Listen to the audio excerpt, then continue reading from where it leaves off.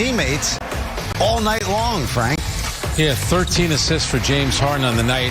I thought it was, a vintage kind of Harden game. He's not going to be happy with the 6 turnovers.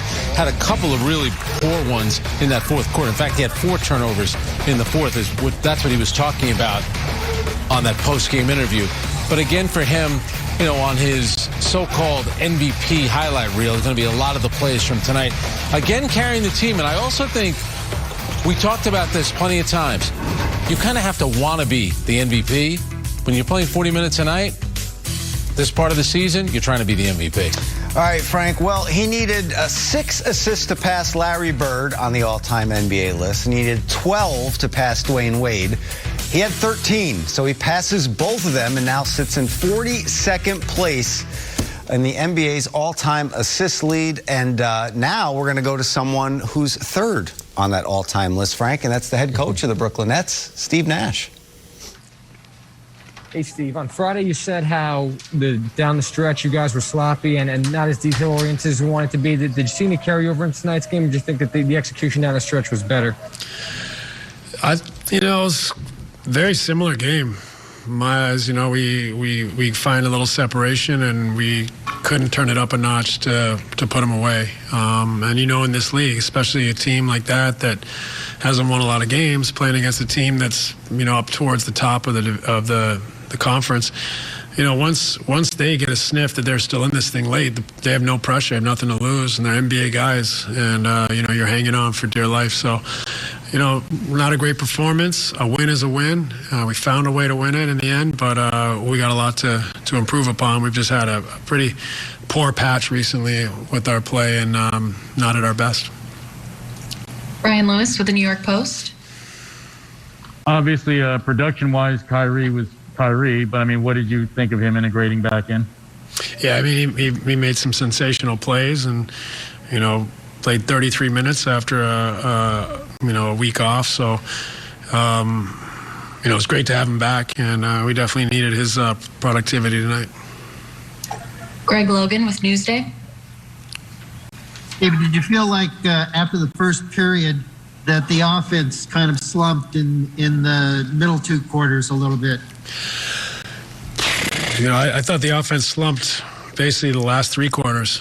We didn't play well, weren't sharp. We got a little stagnant, and didn't make them adjust to different looks and options, and kind of diversify what we're doing. But we're going through a tough patch where we just, it's been a crazy season, difficult schedule, and for whatever reason we're in this little patch right now. So our opportunity right now is try to fight out of it, try to clean some things up, and improve. Christian Winfield with the New York Daily News.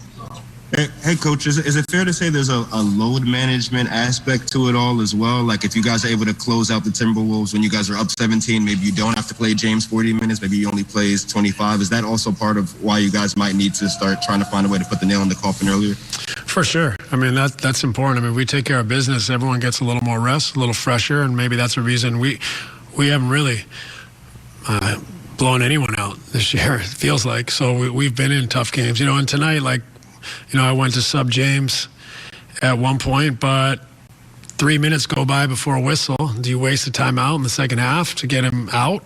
And by the time it's time, for the sub, there's 5 minutes left in the game. You can't bring him out and then put him back in and lose his rhythm. So, we're struggling with some of that stuff a little bit, and just got to continue to find ways to adapt and improve. And right now we're not playing great, but we found a way to win. That's the positive. The negative is we're not pleased with the performance, and that gives us motivation to improve.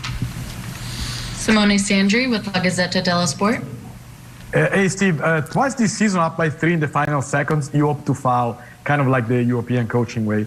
They went for a quick shot, but if they play development, were you planning on fouling? Yeah, I think, James decided not to foul. The plan was to foul, but he kind of used his feel. He was willing to foul. I think he worried that There was 14 seconds left on the inbound, so I think he didn't want to foul with 14 seconds left because there's a lot of time left in the game. But then when he started putting the ball between his legs, he didn't want to reach in and foul then in case he picks it up and shoots it. So he just decided to try to pressure the shot, and in the end, he did very well. But that was James making a play, and that was successful in reading the situation. But the plan was to foul if we had the opportunity. Bruce Beck with NBC New York. Steve, fighting out of it sounds funny when you're on this kind of roll in terms of wins overall as a team. So how do you temper your disappointment with the fact that you just continue to win even though you're not getting what you want as far as, you said, the maximum performance?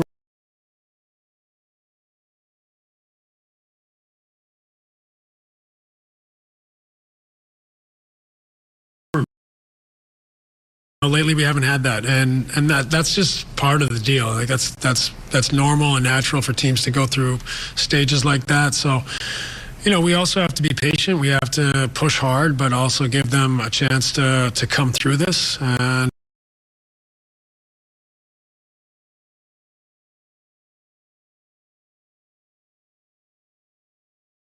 do whatever we can to help them and guide them. And, our guys have been great. We're really proud of the way they've played and the effort they've given this year. It's just a matter of trying to help and guide them to get it back up to where we know they're capable of playing.